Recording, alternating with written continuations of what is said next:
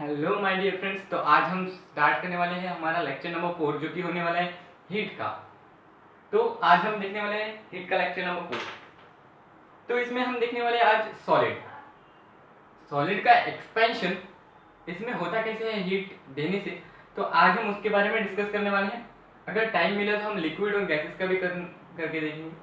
तो हमारा expansion in solid, तो इसमें क्या है, सॉलिड में 3 टाइप्स के एक्सपेंशन होते हैं। एक तो है हमारा लीनियर एक्सपेंशन, दूसरा है हमारा एरियल एक्सपेंशन और थर्ड है हमारा वॉल्यूमेट्रिक एक्सपेंशन। ये तीनों को हम पढ़ेंगे। तो फर्स्ट हमारा केस है लीनियर एक्सपेंशन। बट उससे पहले हम बेसिक बातें करेंगे कि क्या सॉलिड में एक्सपेंशन कब होगा, जब हम उसको हीट देंगे।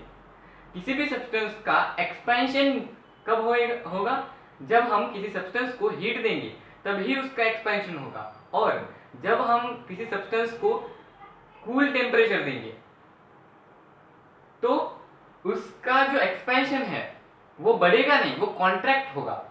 तो वो सब्सटेंस कॉन्ट्रैक्ट होता है कूलर टेम्परेचर देने से और एक्सपैंड होता है हायर टेम्परेचर हीट देने से।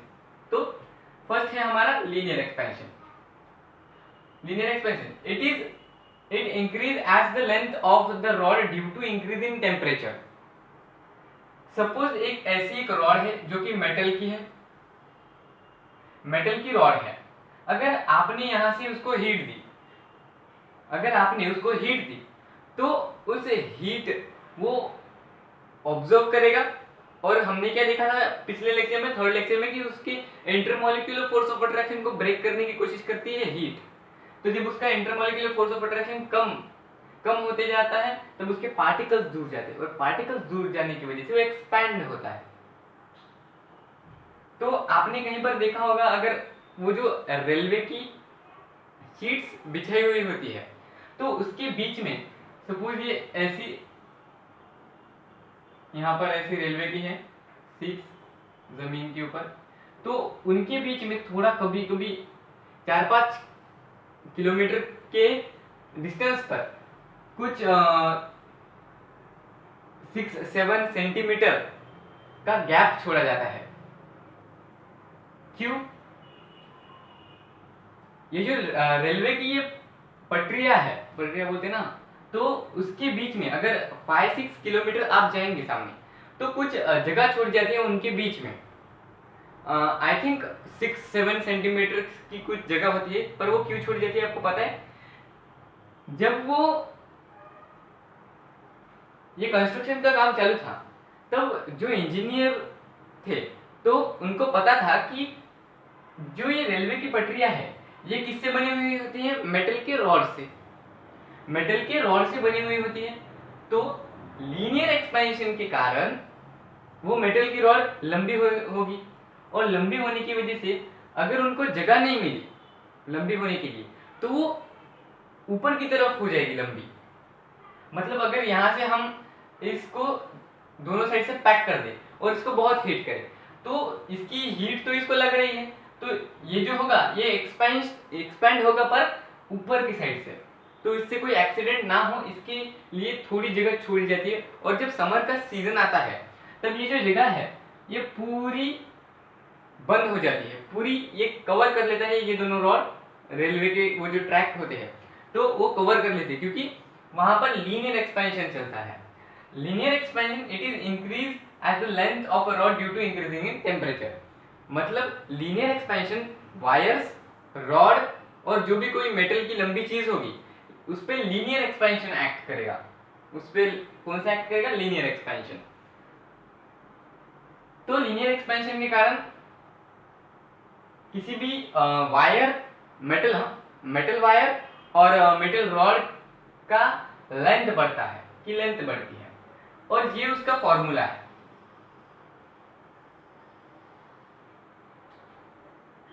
L2 मतलब फाइनल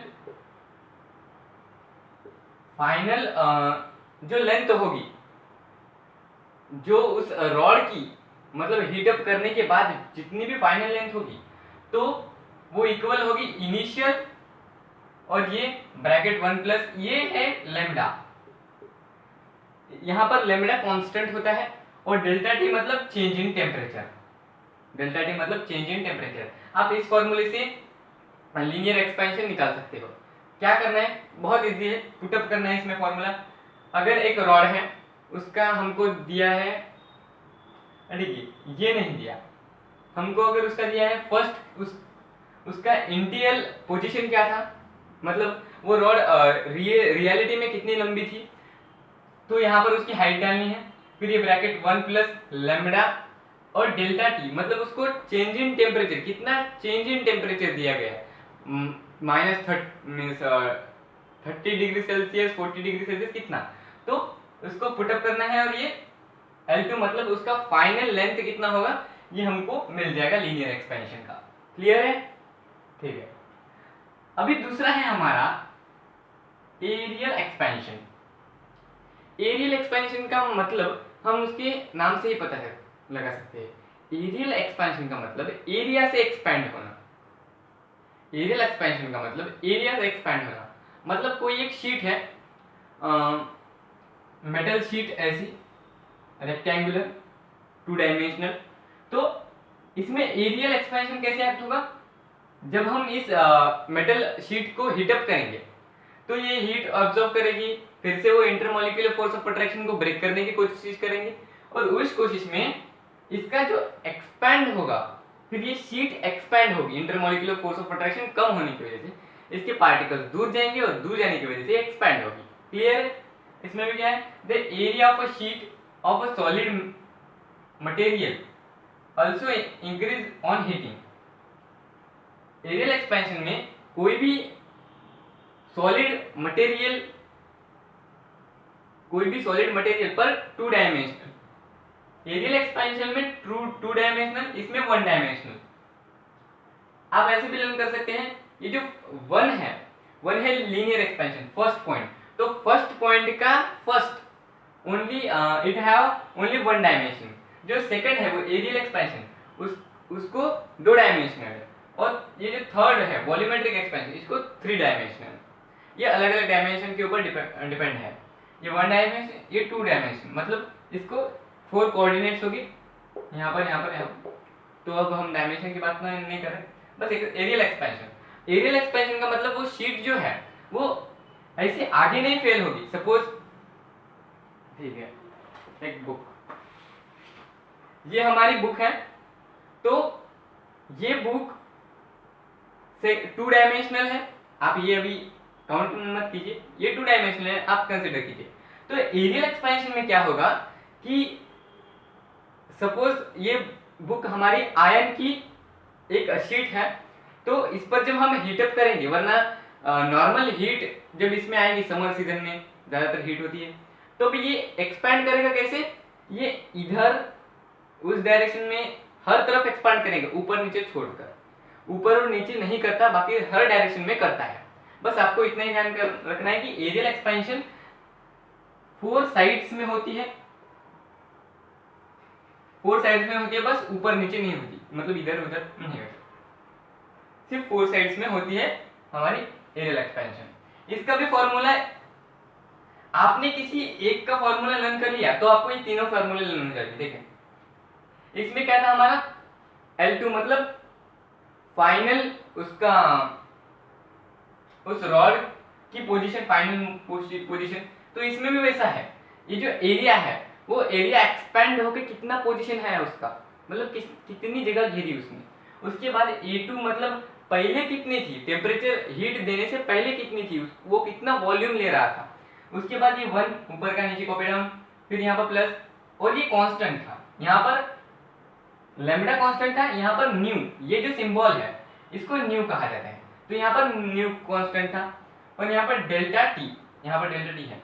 बस आपको चेंज क्या करना है, यहाँ पर A2, यहाँ पर L2 था तो यहाँ पर A2, यहाँ पर L1 था, यहाँ पर A1, यहाँ पर लैम्बडा था तो यहाँ पर न्यू। इसका भी वैसे ही आप फॉर्मूला पुटअप कर दीजिए, आपका आ जाएगा। यहाँ पर क्या आएंगे, A2 की जगह पर जब हम इस शीट को हीट देंगे और जो हीट देने के बाद उसकी वॉल्यूम होगा, उसका वॉल्यूम होगा, वो कितनी जगह घेर रहा होगा, तो उतना हम यहाँ पर पुटअप करेंगे।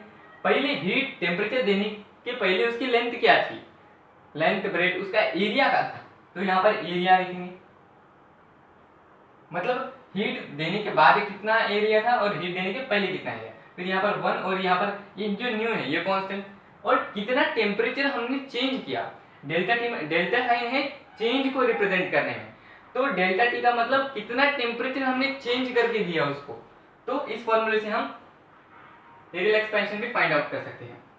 थर्ड है हमारा वॉल्यूमेट्रिक एक्सपेंशन। वॉल्यूमेट्रिक एक्सपेंशन तो नाम से ही पता चलेगा, ये दोनों नाम से पता है, बस ऊपर का लीनियर आप ध्यान में रखिए। तो वॉल्यूमेट्रिक एक्सपेंशन के अंदर कोई भी सब्सटेंस वो पूरे वॉल्यूम से एक्सपैंड होता है, मतलब 3 डायमेंशनल। मतलब ये जो था हमारा, यहाँ पर हमने जो रेक्टेंगल बनाया था वो एक शीट थी,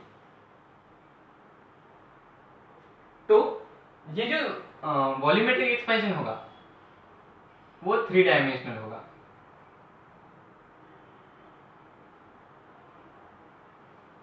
ऐसा, ठीक है। तो ये क्यूब है, क्यूब कहिए, क्यूबॉइड कहिए, मेरी उतनी ड्राइंग अच्छी नहीं है, तो ये क्यूब है।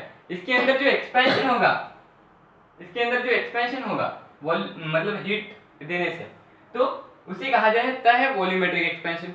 मतलब ये जो हीट होगी, ये जो एक्सपेंशन होगा, देखिए हम जब किसी भी मेटल या कोई सब्सटेंस सॉलिड का जो थ्री डायमेंशनल है, 3 डायमेंशनल, तो उसको जब हम हीट अप करेंगे तब उसके particles intermolecular force of attraction को ब्रेक करेंगे और दूर दूर जाएंगे, और जब दूर दूर जाएंगे तो ये क्या है 3 डायमेंशनल, तो वो एक्सपेंशन भी 3 डायमेंशनल के अंदर ही होगा, तो वो पूरे 6 डायरेक्शन में उसका एक्सपेंशन होगा। मतलब ये ऊपर, इस साइड में, इस साइड में, मतलब पूरे 6 डायरेक्शन में, इधर इधर, आगे, मेरे पीछे, ऊपर और नीचे, पूरे 6 डायरेक्शंस में। इसका भी फॉर्मूला है, क्या है statement, the 3 dimensional piece of a solid expand due to heating, ये हो जाए हमारे, ये भी फॉर्मूला है यहाँ पर, ठीक है। इसमें क्या था, पहले इसका वॉल्यूम कितना था वो हम फाइंड आउट करेंगे, फिर उस ये फाइनल वॉल्यूम था, यहाँ पर फाइनल वॉल्यूम लिखेंगे हम। सपोज उसका वॉल्यूम होगा 100 मीटर हीट होने के बाद, फिर वो इक्वल होगा V1, मतलब उसका पहले कितना था टेम्परेचर, मतलब उसका पहले वॉल्यूम कितना था, अगर हमने ले लिया सपोज 80 मीटर, और फिर ये फॉर्मूला पुटअप करना है 1 प्लस बीटा, बीटा भी इसमें कांस्टेंट है, बीटा भी इसमें कांस्टेंट है, तो फिर यहाँ पर डेल्टा टी मतलब चेंज इन टेम्परेचर कितना आया, इनटू कर देंगे उसको, आई थिंक 70 नहीं, 70 तो बहुत हो जाएगा, 40 degree Celsius change in temperature है ना, sorry, change in temperature 20 degree Celsius, ऐसे अब उनको फॉर्मूला पुट करना है और उसका आंसर हम निकाल सकते हैं। तो आज का लेक्चर बड़ा तो नहीं हुआ, पर 12 मिनट्स हो गए अराउंड, तो हमको यहाँ पर ही ये लेक्चर बंद करना पड़ेगा। तो 4th लेक्चर में हम देखेंगे एक्सपेंशन इन लिक्विड और गैस, ठीक है। So thanks for watching this video. अगर आपको ये वीडियो अच्छा लगा तो प्लीज लाइक कीजिए, शेयर कीजिए और सब्सक्राइब तो जरूर कीजिएगा।